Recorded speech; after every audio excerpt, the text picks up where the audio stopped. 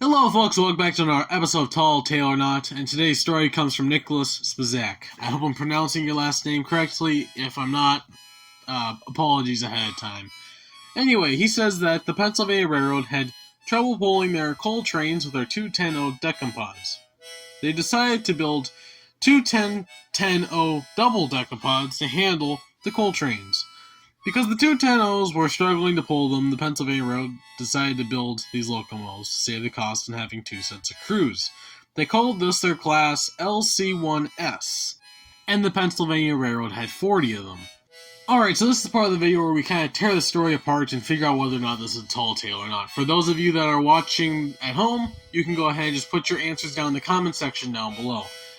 So the first thing that ran through my mind with this engine is, railroads back in the day, it wasn't uncommon for them to try to find down crews of any sorts, whether it was in the shop or was the crew running the locomotive. It doesn't matter. It's less people working, that's less paychecks, railroad saves money. So the idea of making an articulated locomotive to save money on an engineer and fireman would be potentially very appealing to a railroad.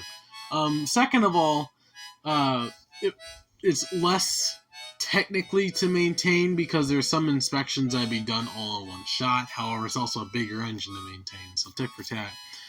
But I think that this is potentially a true story, just because it wasn't uncommon back in the day for railroads to find down crews as much as possible just to save money. I mean, that's what happened to steam engines. Railroads had to figure out that it takes a lot more people to maintain one steam engine, and it takes a lot less people to maintain one diesel engine. So the whole numbers and how many people they need to hire became kind of a thing, and it was like, well, we can save a lot of money if we get rid of the old train and bring in the new train. So that's kind of what happened to steam engines, and hence why they potentially made an articulated locomotive to cut costs on engineer and firemen. And because of that, I actually think it's a true story. But now for the moment you've all been waiting for, was last episode a tall tale or not? The answer is yes. Last episode was, I believe, a true story. However, we're not entirely sure if the mogul pulled the express passenger train all the way to its destination. What we're thinking is another King class came to pick up the passenger train, and that's what made up the extra time. So, in other words, the 260 only really just got the train moving so that they covered as much ground as possible before they got to another express locomotive.